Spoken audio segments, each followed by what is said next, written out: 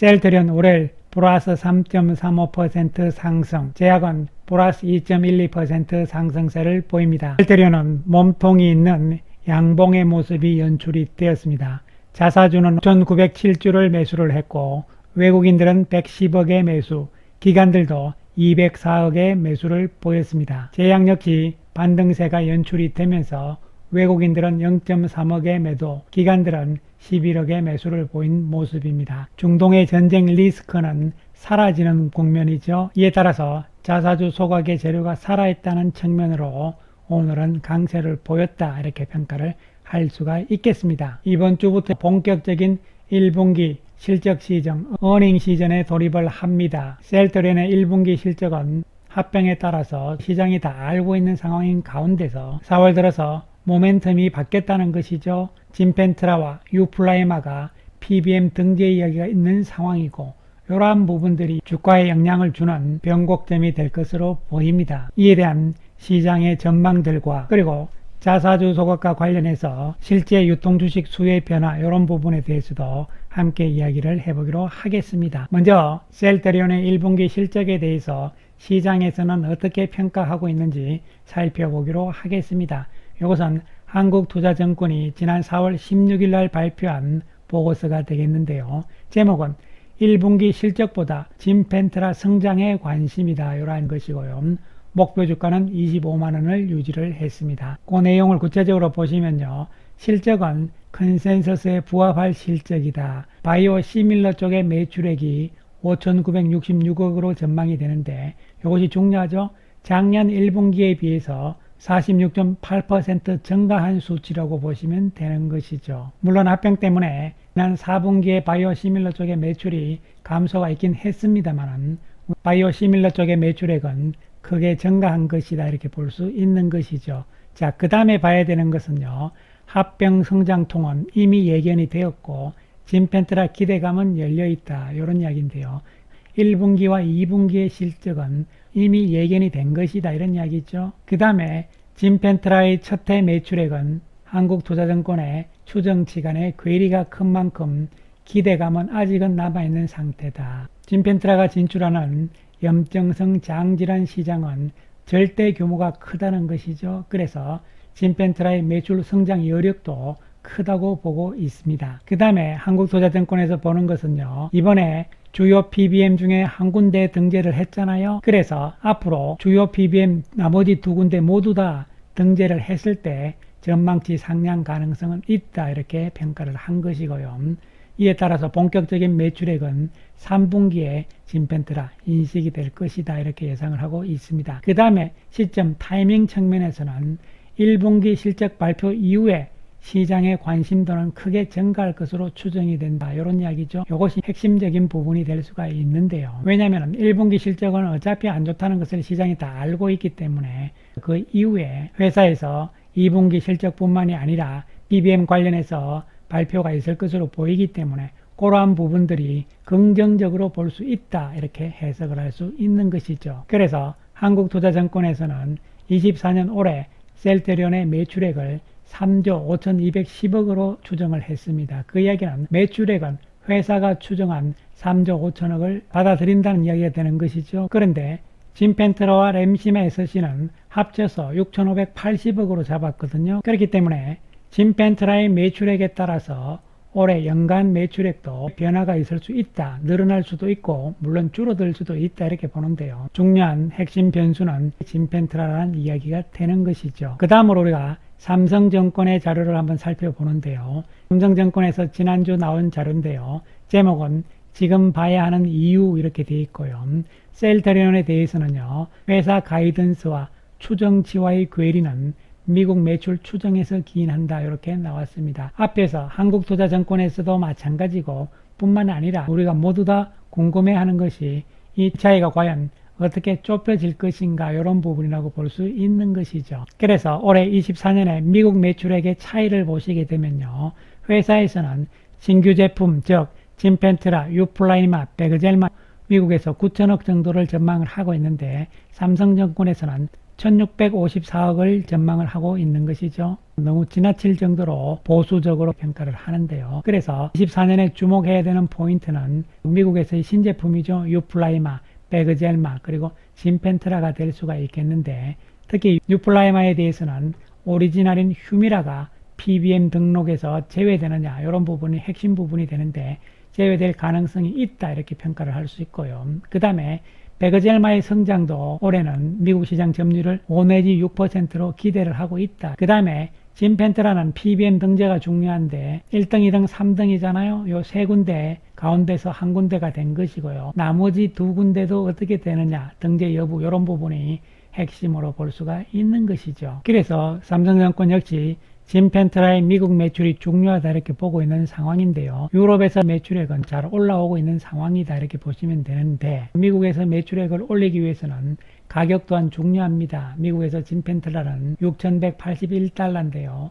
이것은 경쟁인 휴미라와 가격이 거의 비슷하면서도 약간은 낮을 수 있다, 이런 측면으로 접근이 되는 것이고요.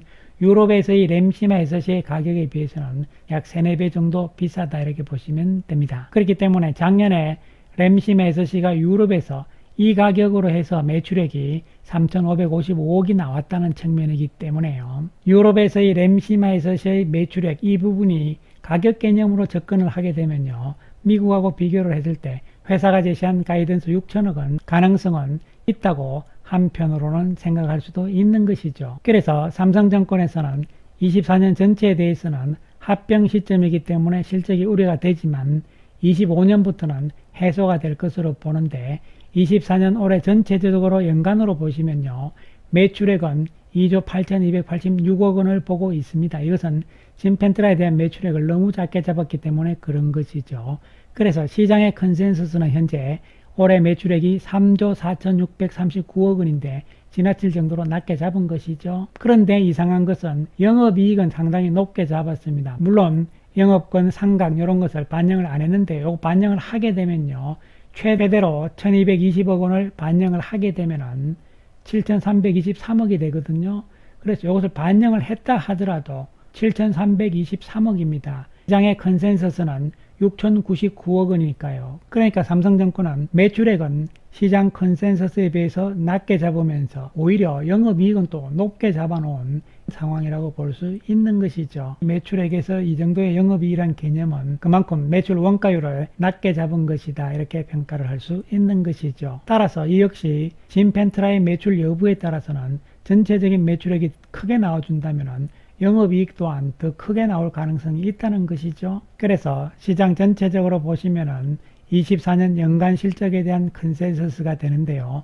현재 매출액은 3조 4,639억을 보고 있는 상황이고 영업이익은 6,099억이 되어 있는 상황입니다. 지난 3월보다 증가한 숫자가 되는 것이고요. 그 다음에 목표 가격 적정 주가 역시 올라가는 추세에 놓여 있죠. 현재 적정 주가는 23만원으로 되어 있고요. 지난 3월 달에 유진과 DB 쪽에서 목표 가격을 올렸잖아요. 그런데 이번에 PBM 등재 발표 이후에 키움증권에서 목표 가격을 올리고, 그리고 대신에서도 목표 가격을 올렸습니다. NH투자증권에서도 목표 가격을 올린 것이죠. 삼성증권에서는 이번 자료에서는 목표 가격을 이야기를 안 했거든요. 그 이야기는 3월달 보고서와 목표 가격을 같이 한다, 이런 이야기가 될 수 있는 것이죠. 그래서 시간이 지나면서 실적도 마찬가지고 적정 주가도 조금씩 높아지는 추세에 있다는 것은 분명한 사실이 되겠습니다. 자, 그리고 지난 영상에서도 말씀을 드렸습니다만요, 주식 수와의 주가의 관계인데요.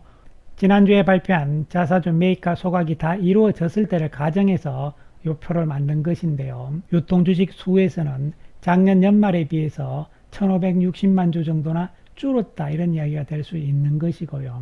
여기서 우리가 주목을 해야 되는 것은 셀트리온 홀딩스다, 이렇게 볼 수 있습니다. 셀트리온 홀딩스에서 셀트리온의 주식을 작년 연말 합병 이후 현재 1,475만 주나 더 많이 산 것이죠. 그래서 지분율을 계속적으로 높여나가고 있는 상황이다, 이렇게 볼 수 있는데, 이번에 소각으로 인해서 주식수가 줄게 되면 지분율은 28.74%가 되는 것이죠. 그런데 셀트리온 홀딩스는 셀트리온의 지분율을 계속적으로 높여나갈 가능성이 있다고 보는 것이죠. 추가적으로 실제 유통주식 수에서 마이너스 알파가 또 나올 수 있다는 것이죠. 실제 유통주식 수는 더욱더 줄어들 가능성이다, 이런 이야기가 되는 것이죠. 그러면은 셀트리온 홀딩스의 추가적인 셀트리온의 매수는 있을 것인가, 이런 부분인데요. 충분히 있다고 보는 것이죠. 그 이유의 핵심은 바로 셀트리온 홀딩스의 나스닥 상장이 중요한 이유가 되는 것이죠. 셀트리온 홀딩스를 나스닥에 상장을 하기 위해서는 셀트리온 홀딩스의 가치가 올라가줘야 되잖아요. 그러기 위해서는 자회사인 셀트리온의 실적이 좋아져야 되는 것이고, 또한 셀트리온의 가치가 높아지게 되면 그만큼 홀딩스의 가치도 높아지는데, 여기서 지분율이 중요하죠. 지분율이 높으면 높을수록 그만큼 홀딩스의 가치도 높아지기 때문이죠. 따라서 나스닥 상장을 언제 할지는 모르겠지만 이러한 포석을 가지고 있다면 꾸준히 셀트리온 홀딩스를 통해서 셀트리온의 지분을 좀 더 매수를 하면서 지분율을 높여 나갈 것은 분명하다, 이렇게 생각을 해볼 수 있는 것이죠. 최소한 30% 이상은 돼야 되지 않을까, 이렇게 개인적으로 생각을 해봅니다. 이번 주식 소각과 더불어서 또한 홀딩스의 매수가 있기 때문에 추가적으로 실제 유통 주식 수는 더 줄어들 수 있다, 이런 측면으로 접근이 되는 것이죠. 자, 그럼 오늘 수급 상황을 살펴보겠습니다. 외국인들이 110억의 매수를 보였는데요. 기관들도 204억의 매수입니다. 그런데 연기금 쪽의 매수는 계속적으로 이어지고 있죠. 오늘 다시 정가세를 보이면서 최근 5일 동안 214억의 매수 우위입니다. 외국인들은 115억의 매도 우위를 보이고 있는 상황이죠. 전체적인 거래량을 봤을 때는 외국인 쪽에서는 단기적인 매매 성향이 강한 외국인들이고요. 연기금 쪽에서는 계속 꾸준한 매수가 이어지고 있다, 이렇게 평가를 할 수 있겠습니다. 그런데 외국인들의 수급 변화는 5월 초 셀트리온의 1분기 실적 발표 전후가 중요한 변곡점이 되지 않을까 생각을 해보고요. 셀트리온의 1분기 실적 발표는 5월 8일로 예정이 되어 있는데요. 물론 앞당겨서 그 전에 나올 수도 있고요. 어쨌든 그 시점 전후다, 이렇게 생각하시면 되겠습니다. 그래서 최근 4월 달에 나온 보고서들도 다 마찬가지지만 핵심은 미국에서의 진펜트라, 미국에서의 유플라이마라고 보시면 되는데, PBM 등재라는 변화가 있기 때문에 시간이 지나면서 좋아지고 있다는 측면이 핵심이 될 수 있는 것이죠. 이에 따라서 목표 가격도 조금씩 올라가고 있는 추세입니다. 월봉상으로는 이번 4월에도 박석권역인데요. 박석권역의 저점 부분들은 크게 훼손되지 않고 있는 상황이란 측면이기 때문에 하락에 대한 우려보다는 상승에 대한 기대감을 조금 더 가질 필요성이 있지 않을까 생각을 해봅니다. 감사합니다.